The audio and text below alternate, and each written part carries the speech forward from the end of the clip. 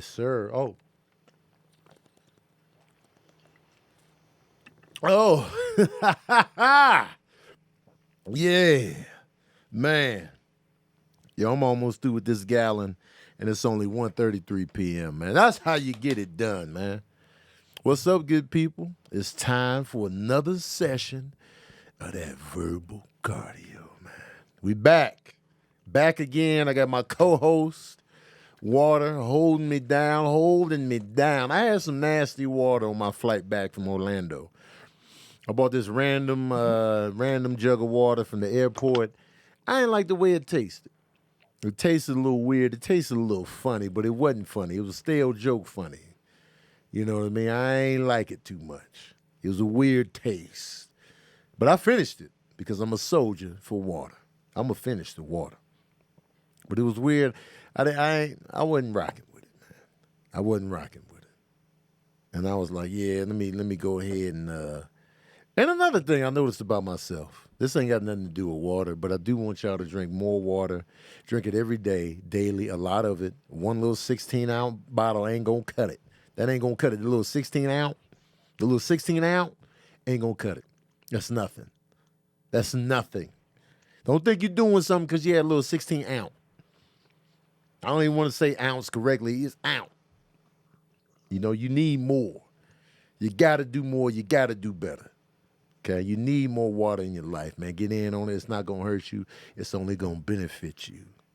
Okay? I just want to throw that in there and let you know what's real out here, man. Drink more water. Got my producer extraordinaire, Sabrina. She is in New York. Yes, sir. But she still pulled up for the production. Yes, sir. Dedication. You are in Alphabet City right now? Yeah. I never even heard of Alphabet City. Is that in Manhattan? Oh, yes, it is. Sorry, hold on. Yeah, it is. Bless you. Thank you. So she is in Manhattan right now. That means the island of Staten and niggas carry gas in mad police in Manhattan.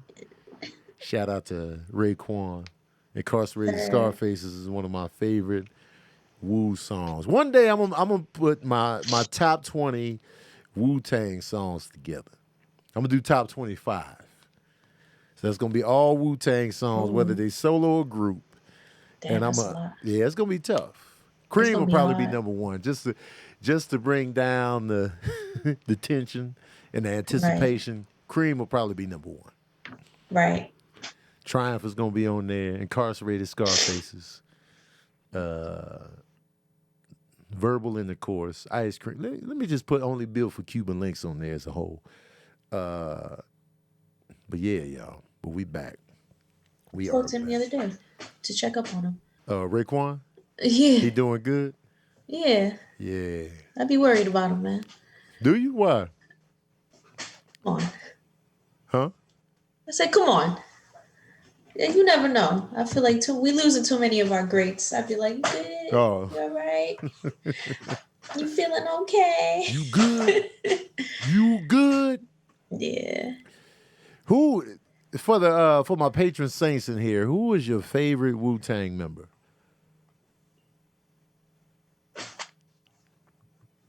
I want to know from my patron saints, who your favorite in Wu-Tang? Jizza, Meth,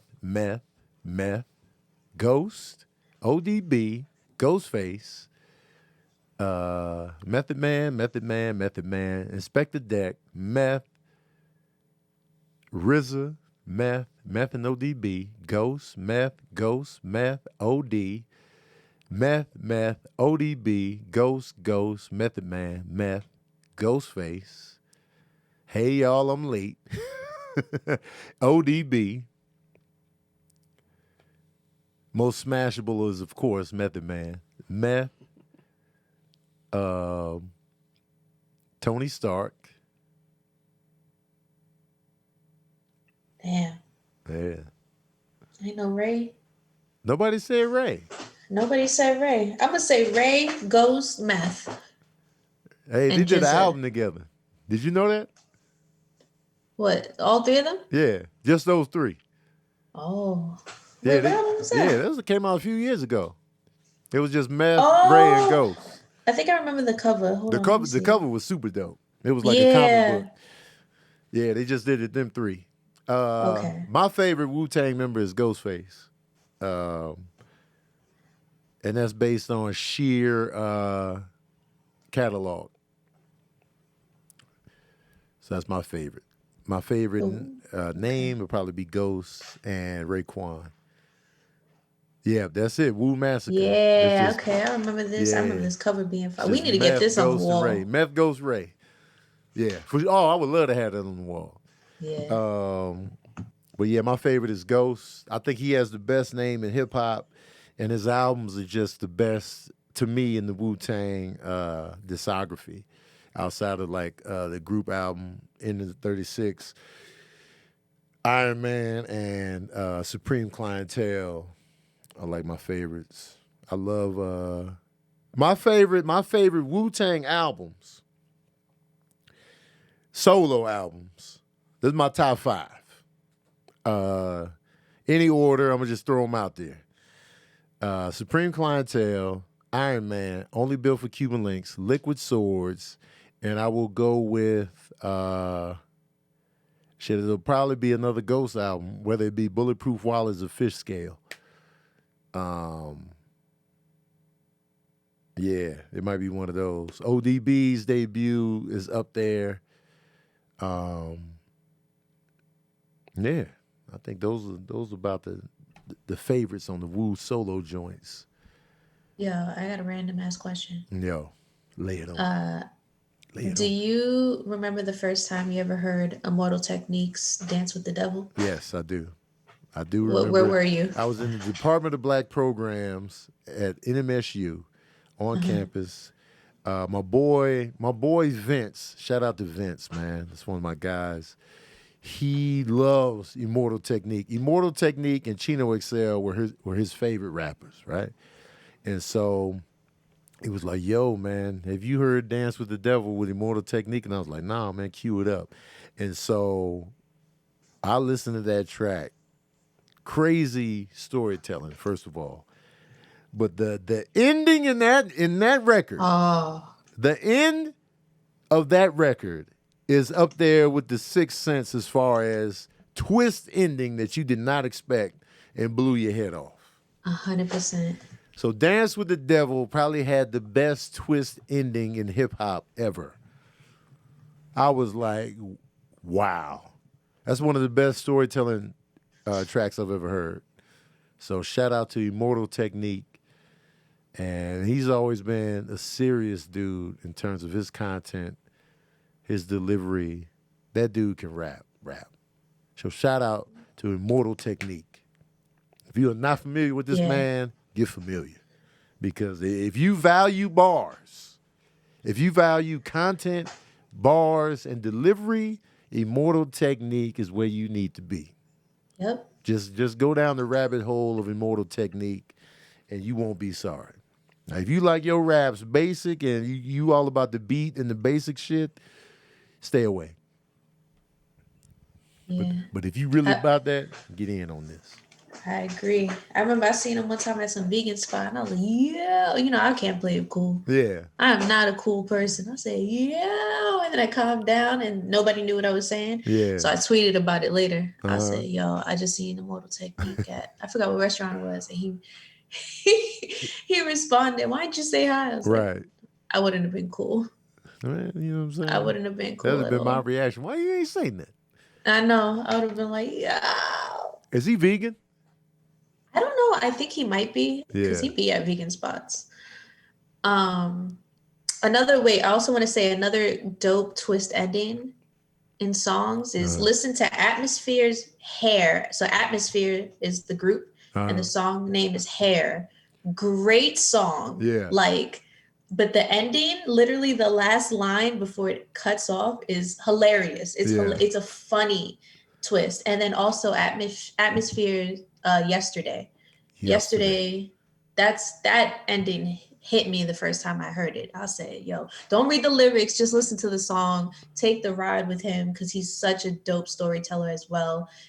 His lyrics are really dope because it really takes you through the process of things. Yeah. So like Yesterday and Hair by Atmosphere. He gave you Atmosphere. atmosphere is what you're saying, huh?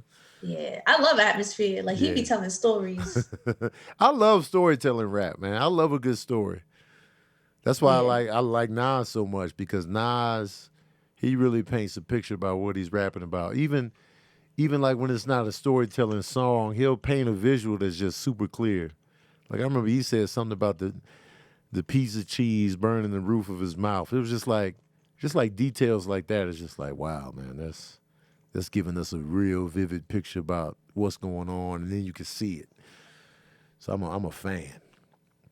I'm a fan. So the topics, the Grammys.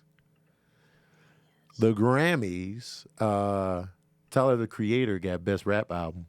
I wanted it to be either Nas or Cole. That's just me because, those are the two albums I rotated the most. Other nominees included Kanye West for Donda and what was that fifth nominee? I can't remember who the fifth nominee was. But Tyler won. I knew Tyler was going to win because I know the white audience really likes him. Oh yeah. So I knew once I saw him as a nominee, and not to discredit what a dope artist he is, but I just know the Grammys' trajectory on how they do things. And I know I was like, yeah, Tyler's going to win it. And they repeatedly disrespect J. Cole. Like the Grammys show J. Cole no love. The fact that I don't think J. Cole has a Grammy, and I think I'm like, why not? Why doesn't Forest Hills Drive have a Grammy? That album is still selling. Like that.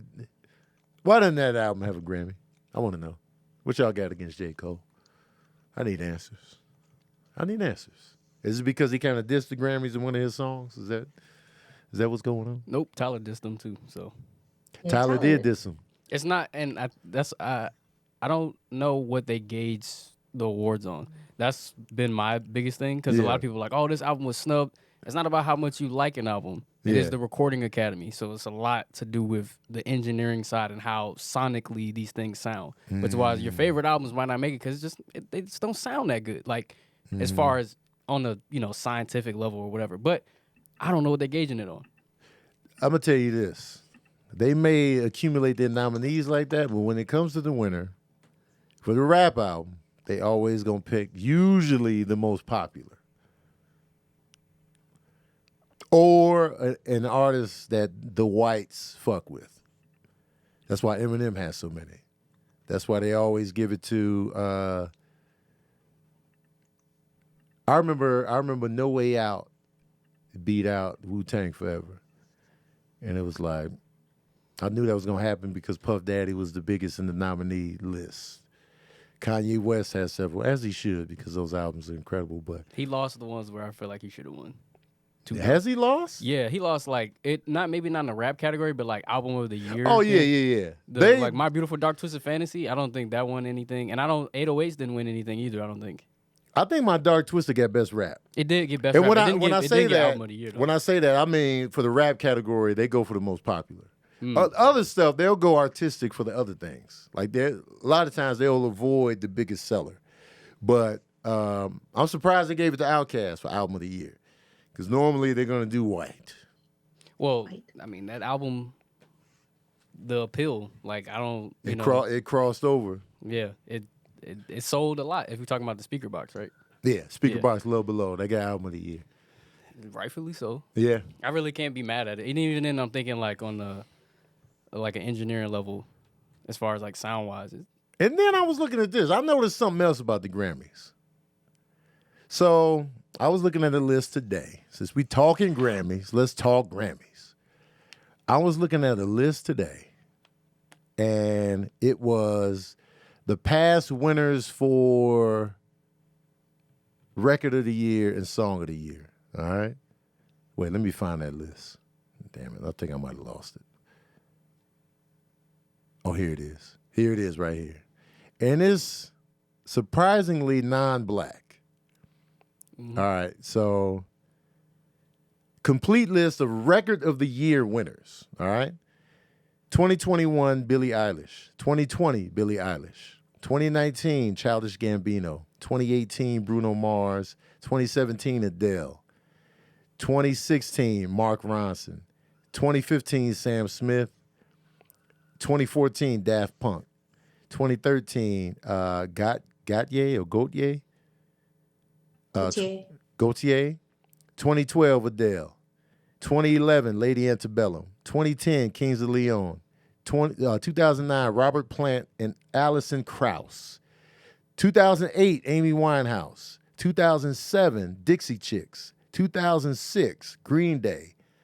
2005, Ray Charles and Norah Jones. 2004, Coldplay. 2003, Norah Jones. 2002, U2. 2001, U2.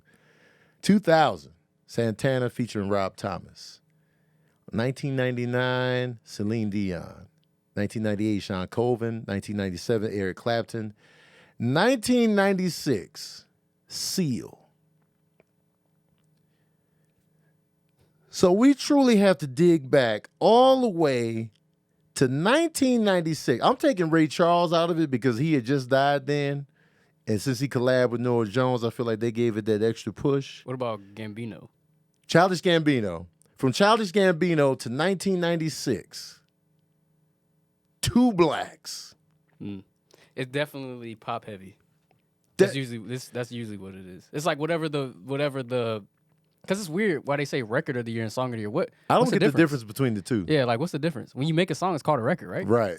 I don't understand the difference. So it's just like, and then once you go to the record of the year, it's the same type of shit. So it's just like very interesting. But her got song of the year in 2021. But it's very non R&B-ish, non hip hop-ish. Yep. That's usually what it is. If they're in there, they're not gonna win. Rihanna didn't win a single Grammy for Anti. I didn't know that till the other day. And the cold part is about Anti. Anti has staying power. It does. That was in the Billboard charts for a couple years, maybe even 3. So that lets you know that, And it spawned some hits off there. Like Work was #1 for a while, and it was like, and she had a vast like thing of genres in the album in general. So I don't understand how I was like, dang, it's crazy. They didn't get nothing. Right.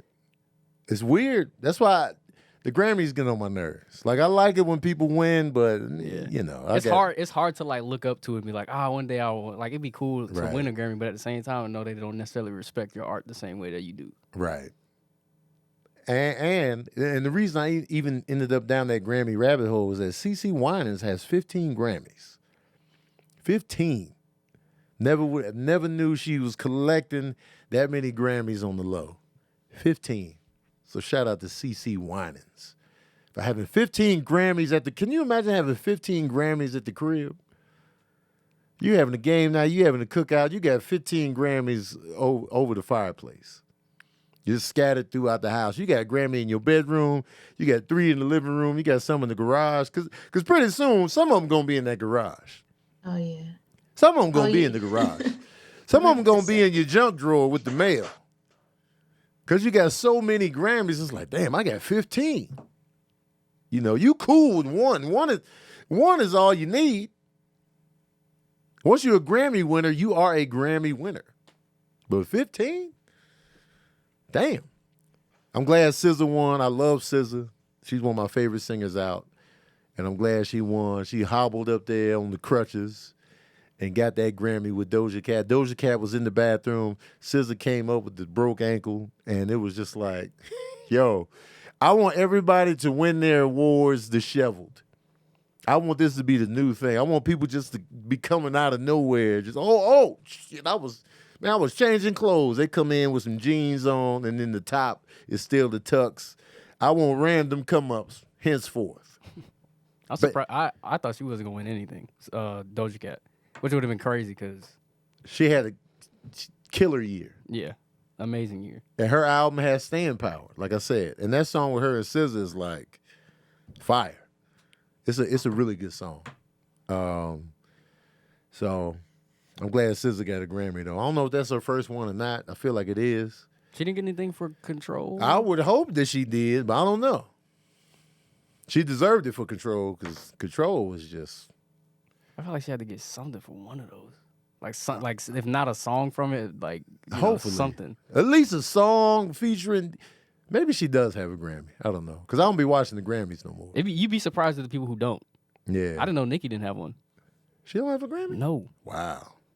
I thought for sure she would at least none. collect She it has on Best Rap Album. nominations. She has not won one at all. Well, damn. See, make that make sense. How does Nicki Minaj not have a Grammy somewhere, somehow, some way? So yeah, didn't Nas just get his like 2 years ago? Yes. Yeah. Finally, for Best Rap Album last year, he was up again. How many Grammys does SZA have? They couldn't even answer me, man, straight up. Answer my question. It don't say. Oh, wait. No, it's no wonder. All right. Grammys.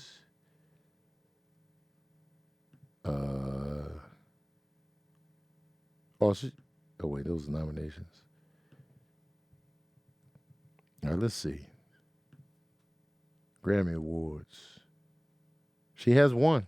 14 nominations, 1 Grammy. SZA? Yeah. So this is her first one.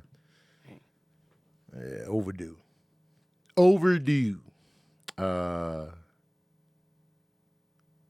Yeah, I guess that's it about the Grammys. Yeah, Sabrina quiet about the Grammys over there. She ain't had no. Oh, I can't hear Sabrina. That's probably why. Oh, I muted myself. I do want to circle back to Gautier. Do you remember that song?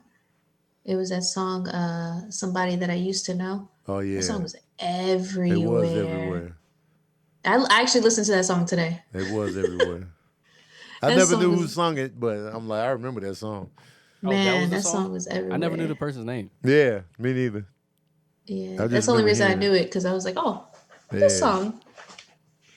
Tory Lanez, what happened with Tory Lanez? What's going on? Oh, Tory Lanez violated his not parole. What's the restraining I can't think order? straight.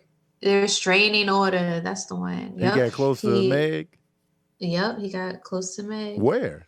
No, He no, was no, no. It handcuffed. was on he's not supposed to like interact with her at all. And he was on Twitter talking. Oh, yeah. Yeah. Well, they should have been got Violated his protective ass. and personal contact order in the Megan Thee Stallion case. Yep. Wow. And he's in handcuffs and 350K. He what? yeah. 350K he's- bond. That's what he had to pay. Look, when you 300. shoot somebody in the foot, shut your ass up.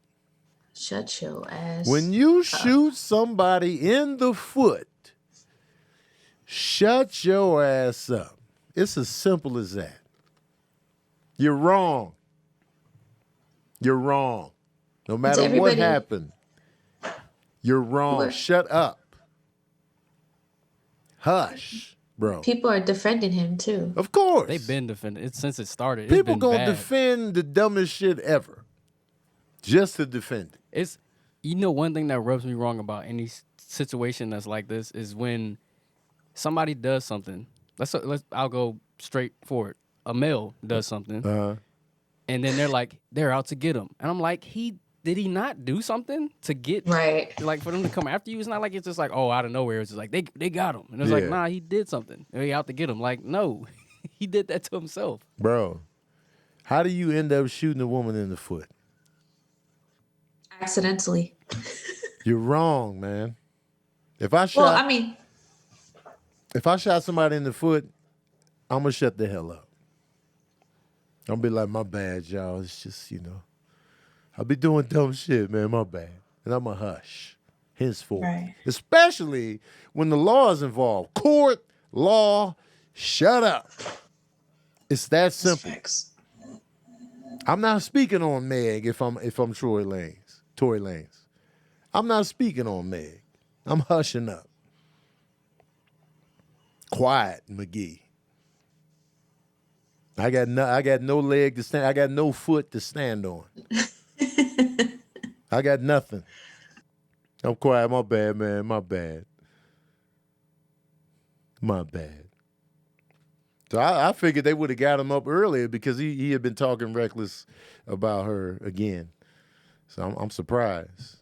That whole trial is just crazy. And then it's been a whole bunch of stuff like as time goes on, which is why he can tweet or whatever. Like he's been tweeting because the minute something supposedly surfaces from these sources or whatever, right? Yeah. Then he's like, aha, yeah, y'all gonna find out soon.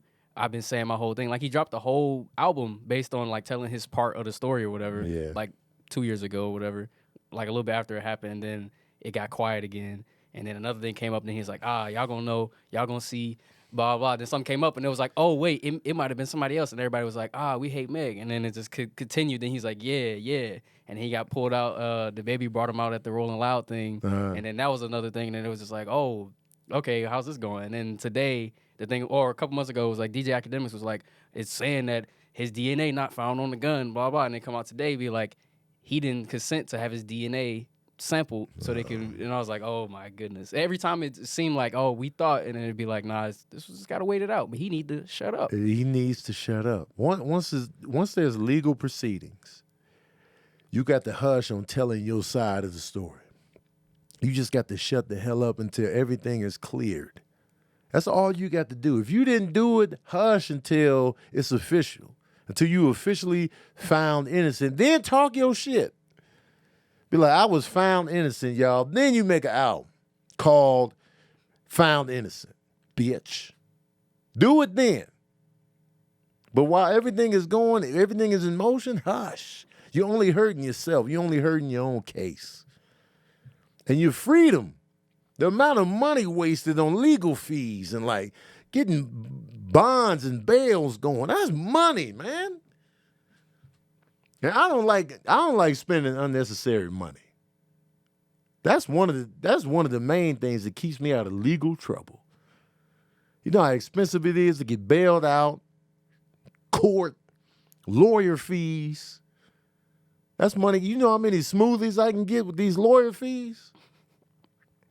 You know how many movies I can watch?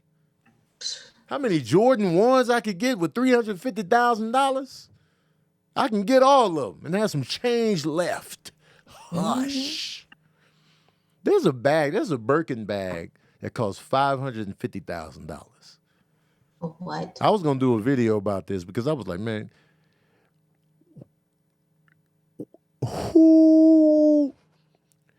who's paying this much for the bags? And I get it. There's billionaires out there with $550,000 is nothing to you. But is it worth the price? What's coming inside this bag?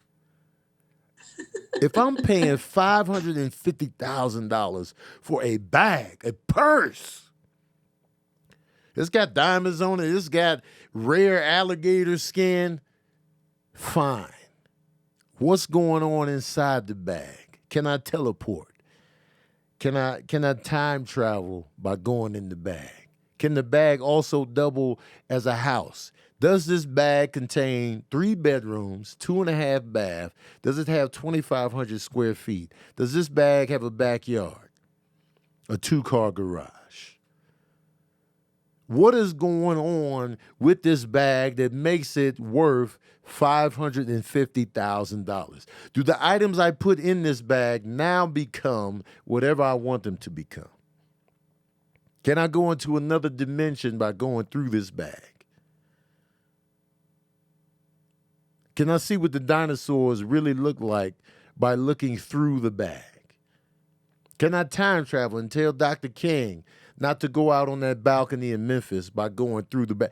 I want to know what this bag brings to the table that makes it worth $550,000 for a purse, a bag.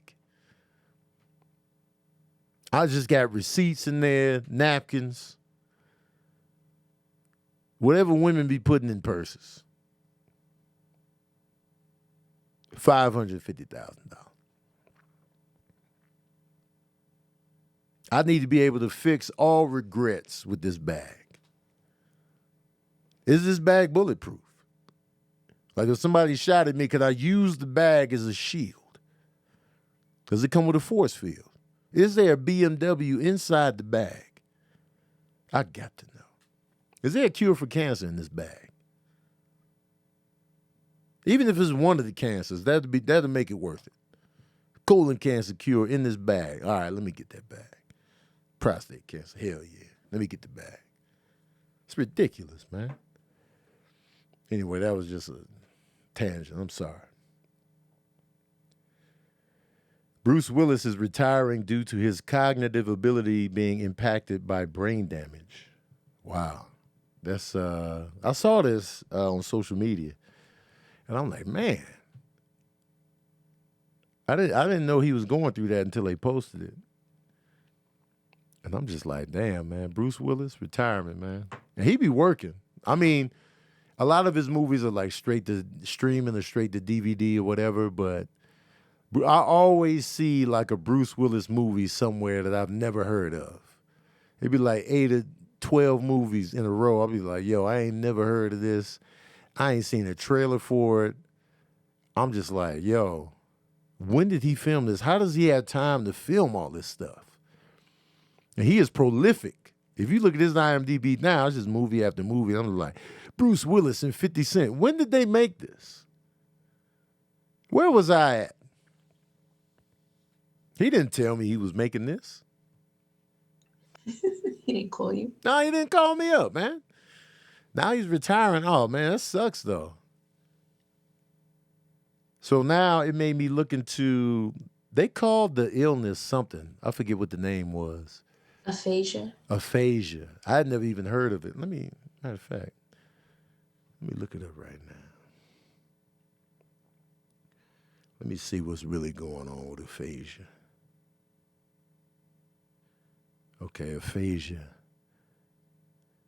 Aphasia is a language disorder that affects a person's ability to communicate. It can occur suddenly after a stroke or head injury, or develop slowly from a growing brain tumor or disease. Usually self-diagnosable. Lab tests or imaging not required. Treatment can help, but this condition can't be cured. In the critical stage, it needs emergency care. Dang, man. Once the underlying cause is treated, the main treatment for aphasia is speech therapy. What is it caused by? Caused by damage in a specific area of the brain that controls language expression and comprehension. Man, yeah, this never knew, man. Shout out to Bruce Willis, man. He's given me a lot of joy in my life. From Moonlighting to Die Hard, Die Hard 2, 3, 4, 6 Sense, Death Becomes Her. What else are some of my favorite Bruce Willis moments? I can't even think now. Unbreakable was pretty solid.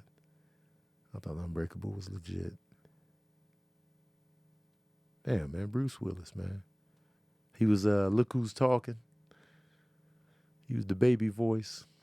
Man, I used to love that movie. Look Who's Talking, man. That was the movie when it came out. I watched that so many times. He was a good voice too. Oh, The Last Boy Scout. How could I forget that? Oh, yeah. I love that movie. Element. The Fifth Element.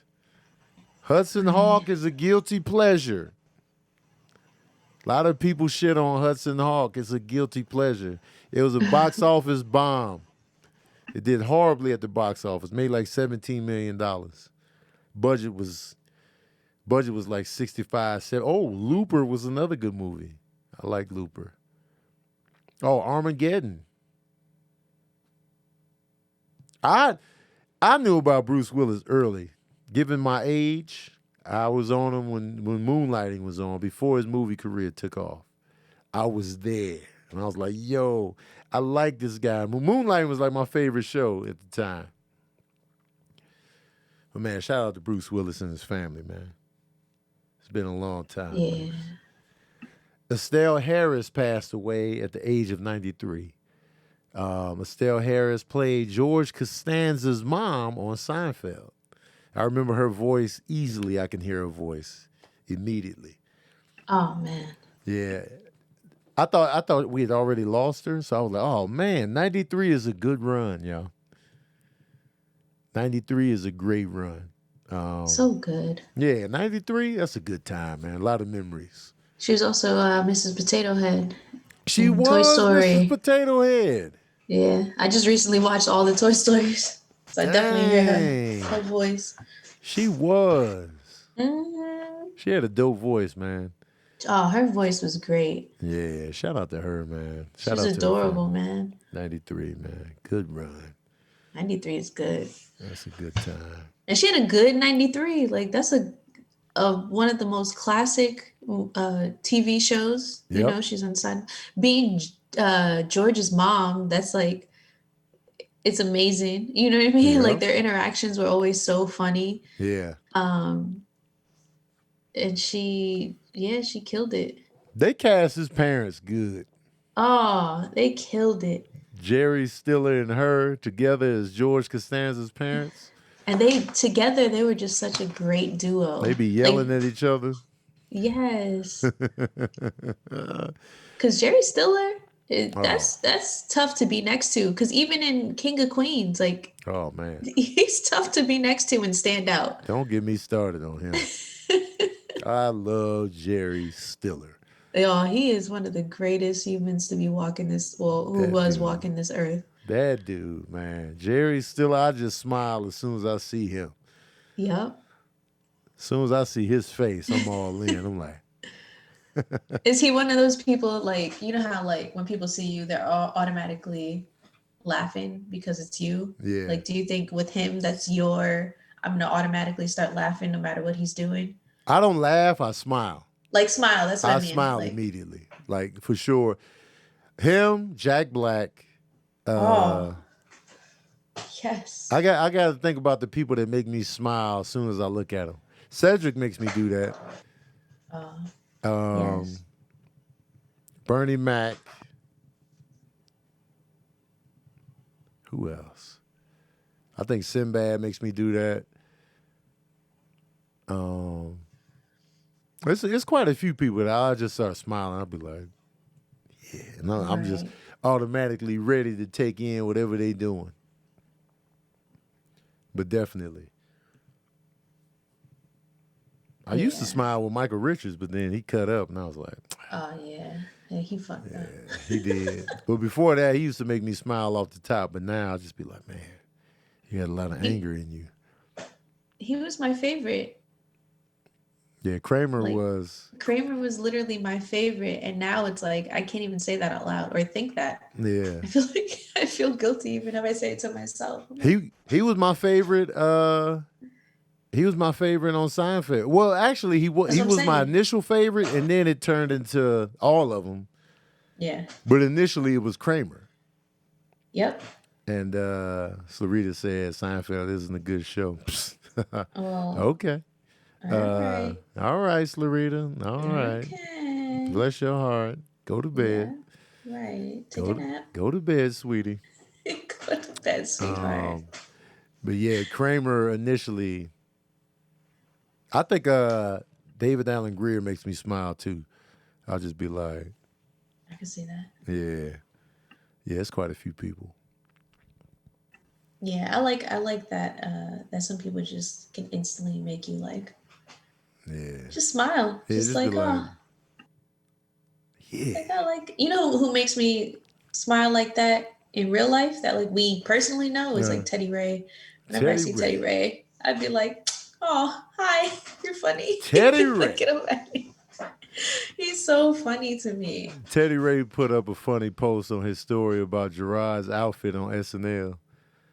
He was like, man, Jerrod done stole my summer steez. I was going to rock the... Man. That's hilarious. Jerrod was on SNL with his chest out. And when you come out the closet, man, take your shirt off. Man. Right? Let that chest flourish. Shout out to Jerrod for that, because... Yeah. That's dope. He came out on his own terms. Yeah. And that's what it's all about, man. Yeah. I respect it. I told him, I texted him, I was like, man, I'm proud of you, man. I got ignored, but you know. I feel like everybody's probably doing that. It's typical, you know. He take forever to text back. But, yeah, man, I really enjoyed that special. I talked about it on Daddy Issues, but I really like that special. I didn't laugh a lot, but it was a great watch. It was a great watch. So shout out to Jerrod. And he put me on his show, and he didn't have to, so I appreciate him. Yes. For that. Nah. Nah. Shout out to I'll never forget. Like the beginning of our relationship, when you told me that you were on that show, I looked for it. Yeah. From mad long. I was going through episode to episode because you couldn't tell me which episode it was. Yeah. I was like, I'm gonna find this man. And then I found it, and it was literally that 2 seconds, and I was like, oh. One word. I like him.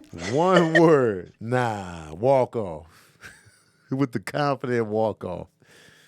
Then they brought me back for season 2 or 3. But they ended up cutting our part, though. But yeah, man. Netflix and Sony place upcoming Will Smith stuff on hold. I don't really feel it's necessary to do that.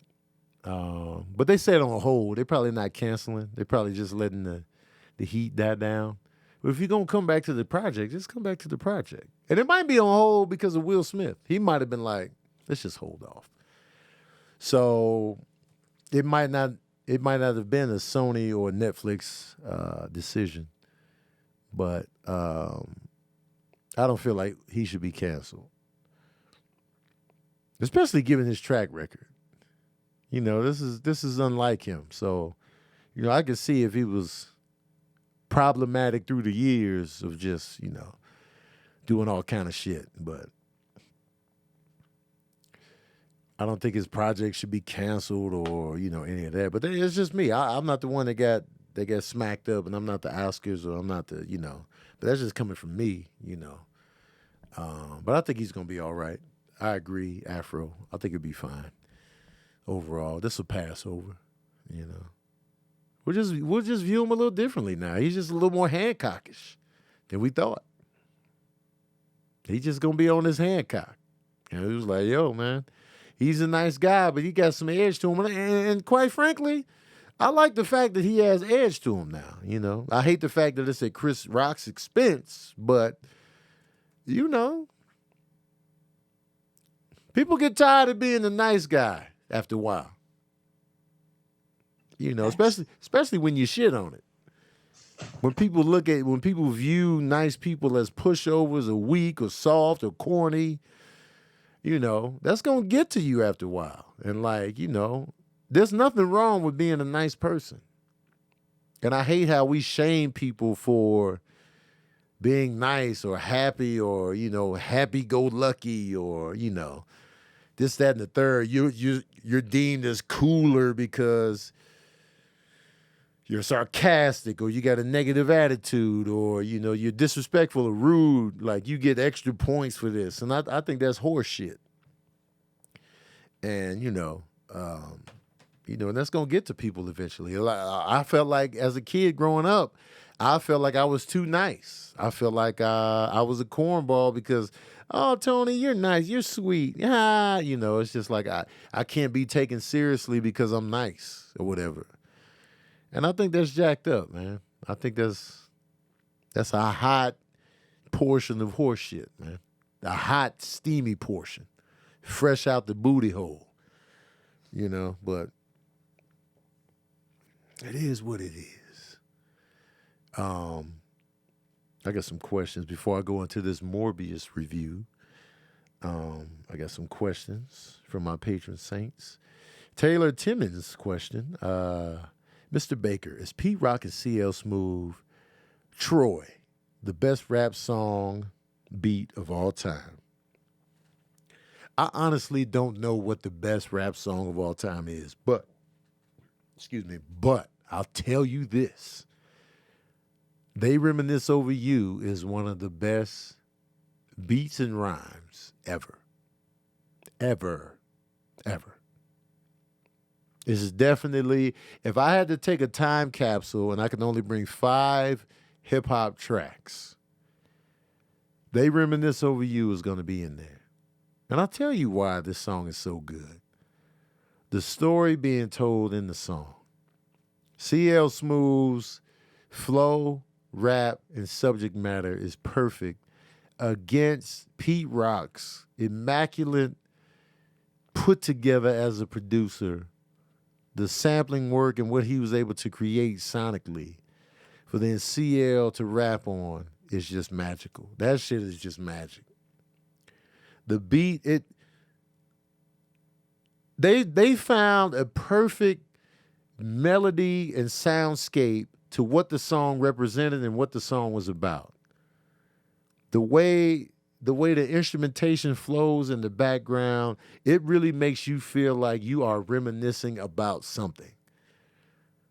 Like the vocals in the background, it's like a haunting type vocal on the sample that he infused in there, and it's just like, wow, it feels like a memory.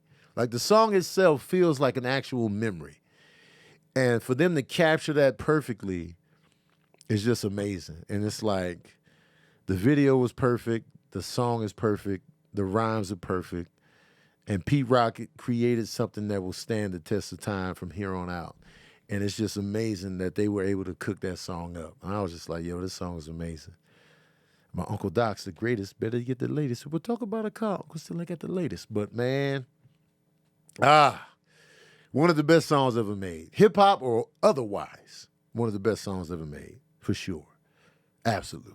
Without a doubt. Pete Rock, if you're watching this, if you watch this clip, I'm talking to you. Because I know you follow me. You and CL Smooth created one of the best songs to ever exist in life. So at the end of the day, when the chips are down, when the tables are turned, when the lights go off tomorrow, you can rest assured in that, good sirs, that y'all created something that's immortal. And that's amazing. We got to get him on here. Oh, man, I would love to have Pete Rock up in here, man. I got so many questions. Let me hit him up. Yeah. So We're many make questions. it happen. Pete Rock.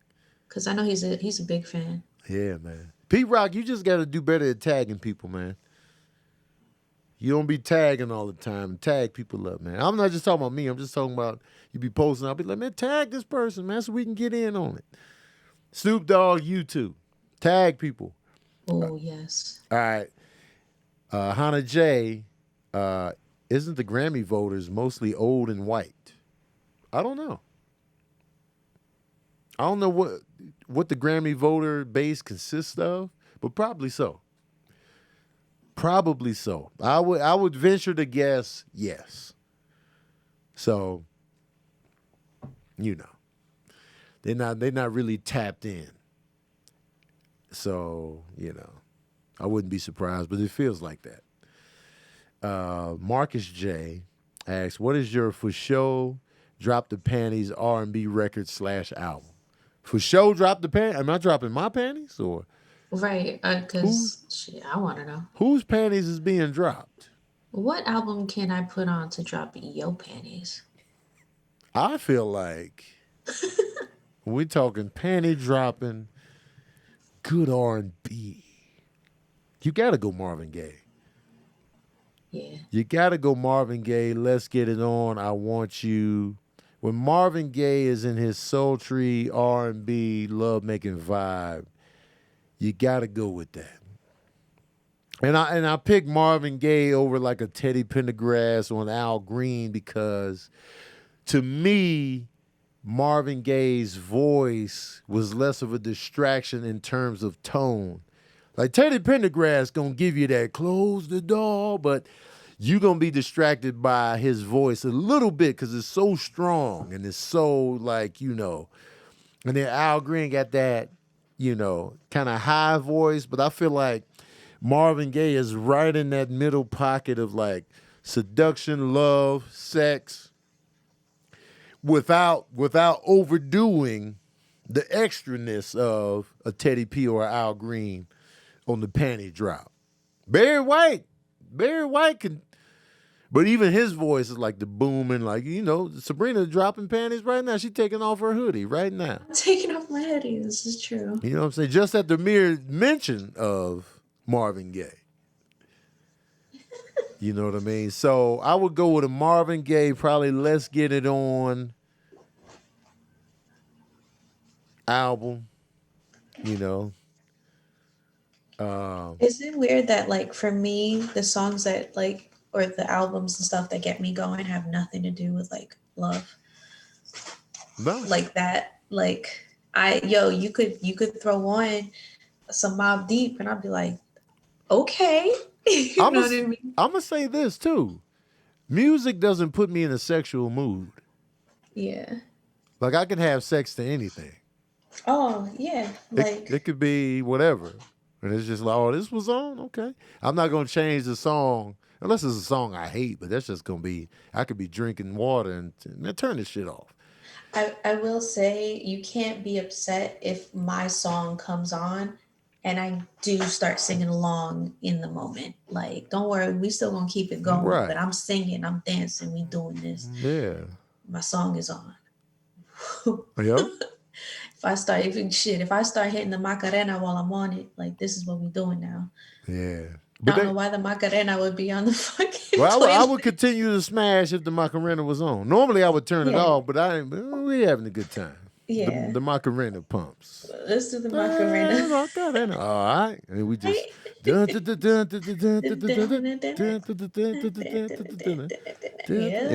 the dance on the position switch.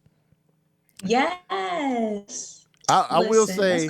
That's Marvin Gaye's not Let's Get It On. Let's Get It On is a good one.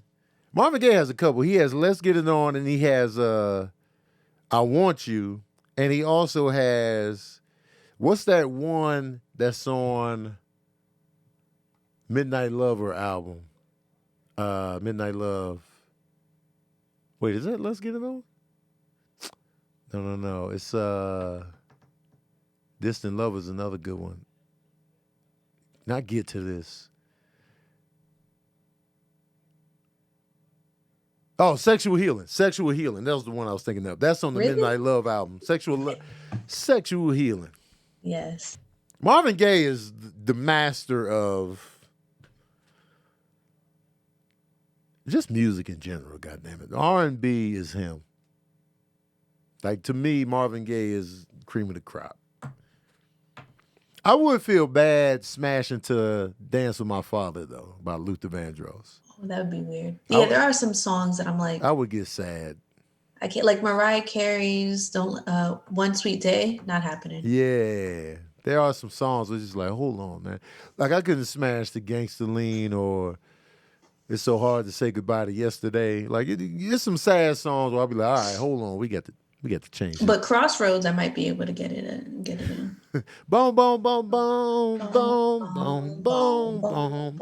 Tell me what you gonna do, there ain't nowhere to run. Judge me, cup of you, judge me, cup of you. When there ain't Actually, nowhere no. to The second the hide. Uncle Charles part comes on, I'll be too creeped out because I'm gonna imagine you're Uncle Charles. That visual of Uncle Charles. Yeah, and him losing his eyes going black. Nope. Hey, That's what I was gonna say. That song was amazing. See, like that song should have got Record of the Year or Song of the Year in '95. It probably wasn't even nominated. Yeah, it probably wasn't. And that was literally everywhere. It's still a great record. Absolutely. Like when that comes on, people ain't turn this off. They like, yo, this. Everyone singing. It's an amazing record. Automático. One of the best ever. And then Jeremiah Covington. What's your top 5 performances you saw in person or TV? Oh man, TV, you open up the floodgates. I know in person, Common is one of my favorite rap artists to see live. Common is going to give you 120% on the stage presence. He's going to give you freestyles. He's going to, okay, Sabrina. He's going to give you everything, man. So he's a great live performer to see. I saw The Roots live. I saw Sade live. I saw Alicia Keys live. I don't know, man. Top 5 performances, I really got to sit in that. I'm not even sure. That's tough. But I do know that Common is probably my favorite rapper to see live so far. because I can hear everything he's saying. He's not just standing there trying to be cool. He's not standing up there with shades on, moving slow. He's giving you energy. He's pacing back and forth. He's jumping around. He's the breath control, the freestyle. I've seen him break dance live, and I'm just like, yo. This is good. Kendrick Lamar gives great live performances. I haven't seen him live, but I've seen him on TV. Great performances. Even that little snippet he did at the Super Bowl, great. So yeah. Probably some of those cats. But I haven't gone to a ton of concerts though. But I've seen Common live 4 times. Really? When was the last time you saw him? Last time I saw him was I think when Finding Forever was coming out. I think it was during that rollout when I saw him live. Because I saw him on the Electric Circus tour. Then I saw him again a year after that. And then I saw him at this like live taping for Coca-Cola or whatever. And then I saw him again somewhere else. Because I remember at the Coca-Cola taping, he just did a moment where he was kind of talking to the crowd, and I yelled out, "Nag Champa!" And then he did that song. He performed that song after I yelled it out. I was like, I created this. I created this moment right here. Because it was a perfect opportunity. Just, it was quiet. It got quiet real quick, and I was like, "Nag Champa." And then they queued it up and did it. I was like, man, this.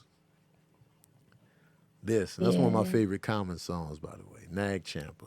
I got to see Common play for free at Central Park, and that was really dope. Oh man, free show. It was a good time because I didn't know what I was rolling up on. Because in Central Park they did like was it like the summer sound stage, and so they would have free concerts all the time. And so I just rolled up, and it wasn't just him.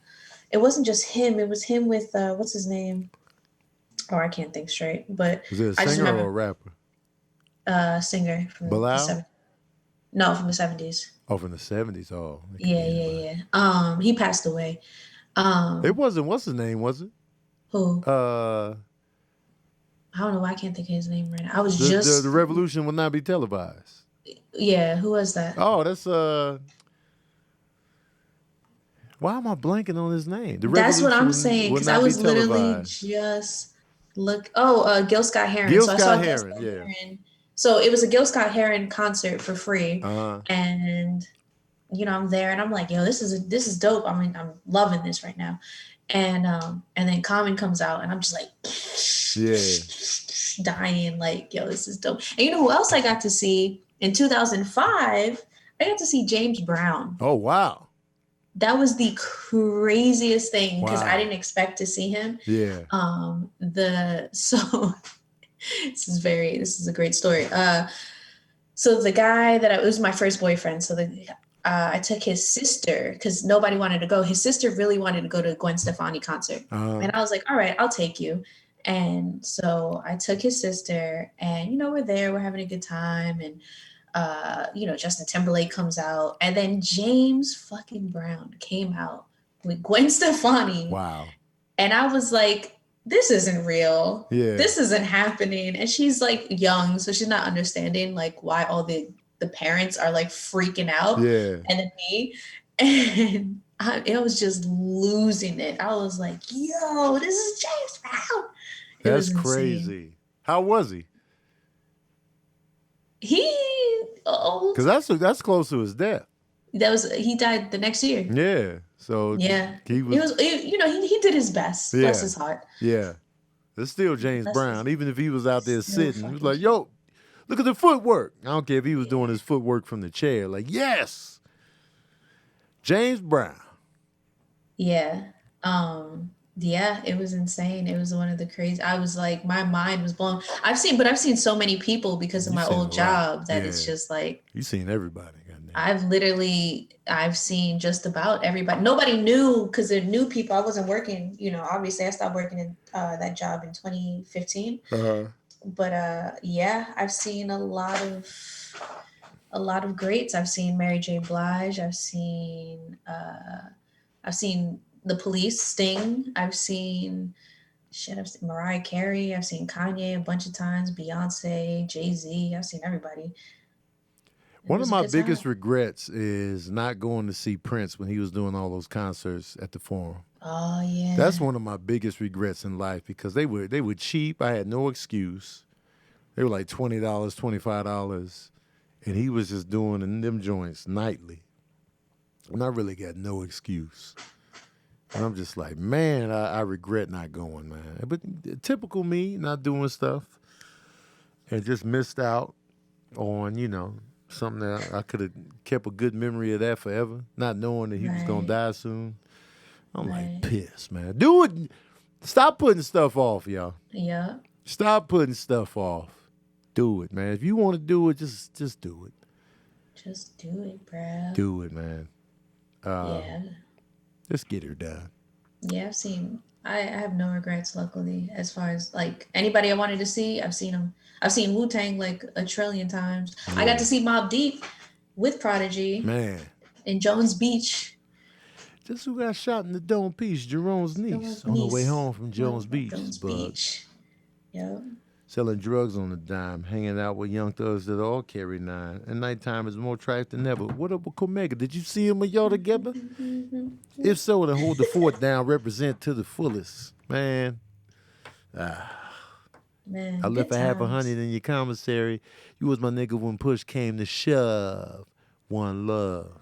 One love. Yo, shout out to @Troy Blyden for the shirt. Imperfect.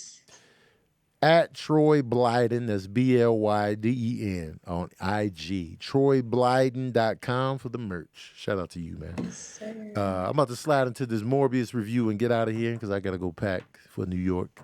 But Sabrina's going to head out and continue her New York adventures. Thank you. Yes, of course. I hope to see everybody in New York. I'll be at all the shows. I'm going to have earrings on deck, so if y'all want to buy earrings. Earrings on deck. Pull up. Yeah. All right, bye, y'all. All right. Morbius is the latest in comic book canon on the Spider-Man side of things, so it is a Sony joint. The story is about Michael Morbius, who is a disabled, brilliant doctor who has a blood-borne illness, and he doesn't have that much time to live. And he's in a constant search for a cure, and he ends up finding one with the help of something involving bats and using something that the bats carry to be able to fight the blood-borne illness, pretty much. I'm just grazing over the top of what, the premise is. And through his, experiments out of desperation and stuff like that, he creates a mixture that imbues him with some of the abilities of a bat.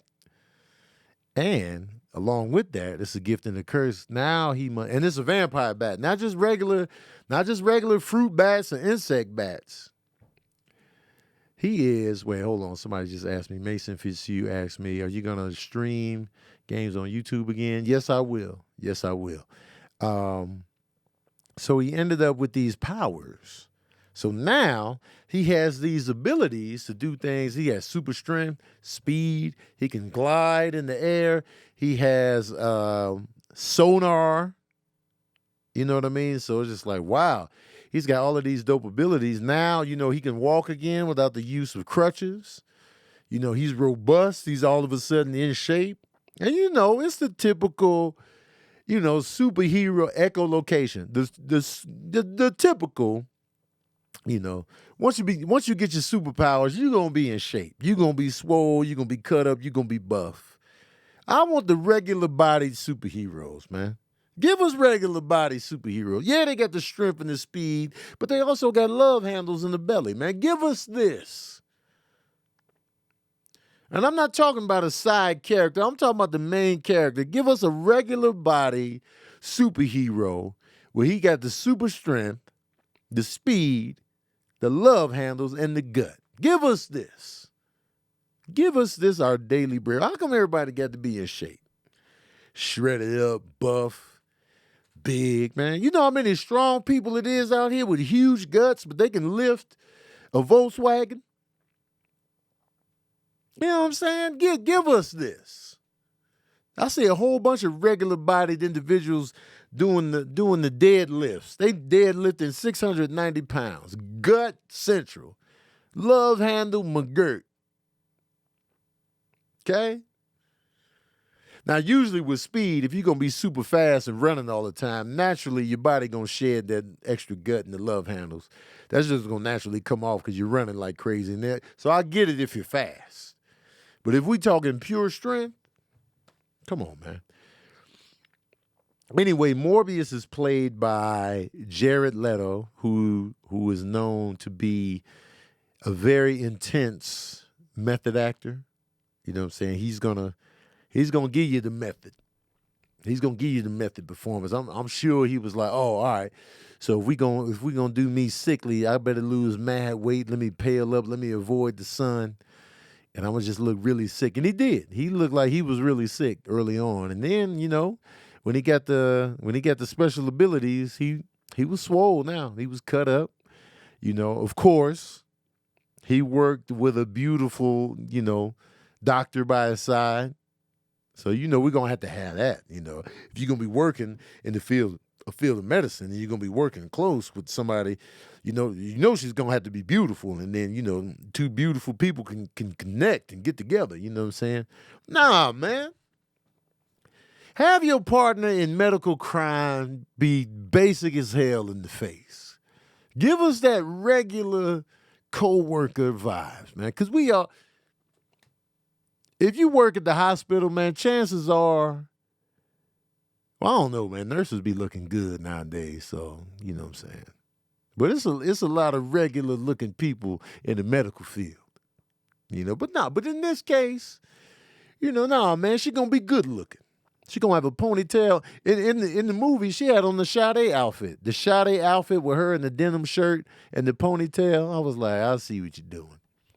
Oh, somebody said Rachel in The Dark Knight was basic. Maggie Gyllenhaal. Okay. I'll give you that. She was like, you know, a girl from around the way. I can give you that. Luke Cage could have been regular bodied because no working out was required for Luke Cage. So anyway, so the story, back to Morbius, the story of Morbius. So he gets imbued with these special powers. Now, mind you, he grew up, his best friend growing up was a kid that he met in the children's hospital that they grew up in. They both had pretty much the same affliction. So they came up together, they remained friends. And Morbius went on to do his own thing. And his friend, who was a little bit more violent, stayed behind with this one doctor that really cared for both the boys. So he was just going to stay with him and guide him through this. Now, Michael Morbius is doing his thing in the medical field. His boy was also doing things on his end, making good money and doing this thing. But they're both like, the clock is ticking on both these guys. So when Morbius, you know, finds a cure, but at the same time, this curse. So now, even though I had these special abilities, I also must consume human blood to be able to maintain this status that I'm in. So yeah, I got all this speed, I got all this, but if I don't consume blood every, 4 to 6 hours, I go back to my original self. And so that's the curse part, because he doesn't want to feed on other humans to be able to maintain his lifestyle. So that's the gift and the curse aspect. And that's the interesting thing about Morbius. Is he a villain? Is he not? How will he survive if he doesn't really want to consume human blood? Who is he going to consume the blood from? Like, you know what I'm saying? And his boy that helped him fund the research for him to be able to find this cure that gave him the powers. His boy was like, yo, let me get in on what you got. I see you out here, you all robust in the chest. You out here with the special abilities. I see you doing your thing. You walking without the crutches. I want in on this as well. And he's like, nah, man, you don't want none of this. And he's like, man, that's unfair, man. I helped you do all this, man. I want in on it. Let me make the decision if I want to live with the curse. So his boy He's like, nah, man, you don't want none of this. So his boy, of course, doesn't listen, and he becomes the arch nemesis of our hero. And it's another case of the origin story where they have to fight somebody with the same powers as them. And that's one of the cons to this movie. It's like we've seen this before. Here we go again with the origin story. You get your powers, you fight somebody that you work with closely, and then y'all gonna have to fight each other, and you got the same powers. It's been done to death. It's been done to death. You got to fight somebody with a similar power, so it's like there's no big surprises there. Jerrod Leto does a good job as Michael Morbius. He wasn't exactly one-dimensional. He had some jokes here and there. So I liked him as Morbius. I felt like if he showed up in future Spider-Man projects, I would not be mad. Like the character of Morbius has pretty interesting powers, and I'm interested to see how he goes forward in navigating his hunger and not be, a completely terrible person. How will he decide who to feed on and who not? Because there's some artificial blood that he can consume, but that's not going to be enough. So he's going to have to make a decision, and a decision on who he can consume blood from. Some of the moments in the film I wanted to highlight. And there's a scene where his love interest, not his love interest, but his partner in crime, she was in the hospital, right? But she didn't have the hospital bed lips. If you're in the hospital, man, give us the real lips. Give us the real hospital bed lips. If you're going to be in the hospital, I need them lips ashy. Everybody you ever go see in the hospital, their lips be toe up. Dry lips, you dried out. Breath was probably hot. You just laying in the hospital bed. No toothbrush, no mint. You just fighting for your life. You probably threw up a couple times. Your lips are going to be ashy in that hospital bed. I need to see this in the movie, man. Your lips can't be all robust and glistening and look like you got a little color to them. Hell no. Your lips need to be ashy, dry looking, minimal color. Don't give me that, man. Don't give me that, man. If we really in this hospital, we really in this hospital. I need the cracks. Also, I feel like bats get a bad rap, and this movie won't help it. I feel like bats get a bad rap. A lot of people think that, vampire bats are these huge bats that want to consume our blood, and they'll kill you, they'll come for you, and this, that, and the third. And I feel like people are already too scared of bats, and I feel like this movie won't help. I feel like bats are amazing creatures. I love what they're capable of. I love the way they look. The way they live and how they move and what they can do is amazing to me. And I get it. They're rodents. They're flying rodents, so people can't handle that. But the majority of bats only eat fruit and insects. They are, a species of vampire bat, but they're not what you think they are, where they'll be coming for you and just land on your neck and just be like, oh man. So vampire bats, they will attack cattle, like livestock or whatever. But for the most part, and they could transport disease that way. But that's just a small division of bats. Vampire bats ain't everywhere. So don't dig into bats, man. Look at them, study them. They're cute, man. Not all of them. There's some ugly bats out there in the face. Like vampire bats in particular are pretty ugly. And the ones that got the huge nose piece. But the regular bats, man, and the flying foxes, adorable, man. Get in on this. And the fact that they have sonar is incredible. The fact that we got sonar from bats is absolutely incredible. So, respect bats a little bit more. So, and look into bats and go watch them. And the fact that they go in at night and they only come out at night, and they hang upside down and, they just be posted up. That's amazing to me. And then they all come out at a certain time. Amazing. And sometimes, depending on what city you live in, they are in your community right now. Like they come out at night, you hear the little squeaks going on. That's them. And they squeak so they can use their sonar to find the insects they're looking for. It's amazing, man. Bats are incredible. Anyway, I feel sorry for lab rats. Lab rats are in this movie. They be running tests on lab rats. Lab rats didn't sign up for these tests we running on them, man. I'll be feeling bad for them, man. And it'd be like, in the lab rats in this particular movie, spoiler alert maybe, slight spoiler. But the rat, he was like, oh man, he died, but then he came back. And it's just like, man, what if he didn't come back, man? So it's like, I feel sorry for lab rats. And I understand you're doing this to protect humanity and enhance humanity, but you got to have these rats sign a waiver, man. The rats got to sign a waiver, to let you know that they're voluntarily doing this, and so, I feel bad for them. Why do people talk in dark hallways?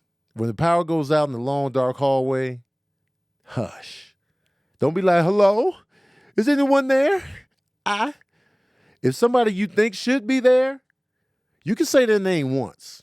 Amir? If he doesn't answer, I'm out. I'm out. If I thought I saw somebody at the end of the hallway, I'm like, Amir. He don't answer, I'm out. I'm going towards the light source. I'm out. There's no questions. There's no repeated asking. I'm out. So if you're in dark hallways, get to the light as soon as possible. Move fast. Don't be asking for people too many times. You're wasting valuable time. If you thought you saw something, hush and run. I need y'all to do that in these movies, man. Come on.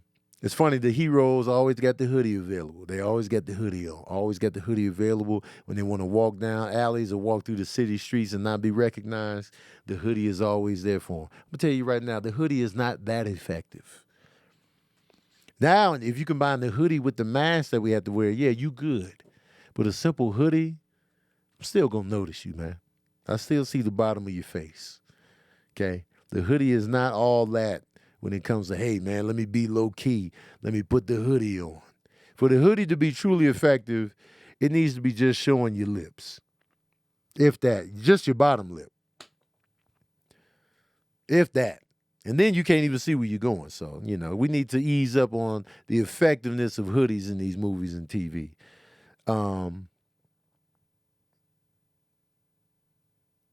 So there's a scene in Morbius where Morbius breaks a dude's hand. And while he's breaking this dude's hand, the dude asks, who are you? Who's asking that? Who's asking that? If somebody's breaking your hand, you're not going to ask, who are you? You're going to be like, stop, please, my hand, enough. You're not going to be like, who are you? What is your name, bro? Nobody's doing this. Nobody's going to be like, who are you? What's your Instagram? Why you getting your hand broke off? No, nobody's doing that. That was the dumbest. I was like, who's asking this? I'll be like, hey, man, let me go, man. I don't care what your name is. And I don't expect you to tell me what your name is if you're breaking my hand, because I'm pressing charges. I'm pressing every charge. Who's asking this in mid-handbrake? Dumb. If you do watch Morbius, check out the villain sneakers. He was really rocking his Reebok in this movie. The villain sneakers was on full display in this movie. And I'm like, yo, I feel like Reebok was like, yo, we want in on this movie. We want to be shown prominently. Let us get in on the product placement. Because the Reebok sneakers was all in. And they were showing them tough. So I was like, all right, bet that. Reebok villain sneakers. And I'm just glad I'm not a vampire. I'm glad I'm not a vampire because my appetite is already ravenous. Like, I'm always hungry. So if I was a vampire, I would always be hungry for human blood. And that just sucks. Like, I would always be killing people. Because I'm like, man, Tony, you just say, I know. But I need to feed. They always showing their teeth a lot when they're a vampire. I need to feed again. What you just ate, Tony, but alas, I'm still hungry. I would hate to be a vampire given my appetite. I would suck, literally. Sucking blood all day, every day, night after night. Knowing me, I'm feeding on people all night. Even when I'm full, I'm like, come here. Let me holler at you. Yeah. Post-credit scene. Post-credit scene in Morbius, there's two of them. The first post-credit scene is dope as hell. Both post-credit scenes are pretty good. So, Post-credit scene is really the best part of the movie. So overall, y'all want to know the smooth jazz review of Morbius. Well, here it is. Oh, yeah. I'm giving Morbius 2.5 saxophones out of 5. We've been there, done that. We've been there, done that with the story. So now that Morbius has been established, we can just throw him in some Spider-Man movies and we good. I will say this, though. I enjoyed Morbius more than the Venom movies. More than Venom 1 and Venom 2. I'm not a fan of the Venom movies. I will say that I like Morbius better than Venom. A lot of people probably won't agree with me, but I didn't like Venom 1 or 2. I really didn't like Venom 2. I really didn't like Venom 2. I really didn't like Venom 2 at all. At all. I didn't like it. So I will say Morbius is better than Venom 2. Venom 1 and Morbius might be tied because I really did like Tom Hardy's performance in Venom. So I'll give Venom the edge a little bit. But Morbius is right under there. But Venom, Let There Be Carnage, trash. Anyway, I got to get the hell up out of here. Let me know what you thought of Morbius in the comments section below. I want to thank y'all so much for tuning in to Verbal Cardio. Shout out to my patron saints for being in here tough. I love y'all passionately in the shower. If you want to get in on these when I record them live, you can join my Patreon for as little as $5 a month. Movie nights are back, so stay tuned for that. And, man, I appreciate y'all. Thank y'all for tuning in. We out of here. Thank you for tuning in to another session of that Verbal Cardio.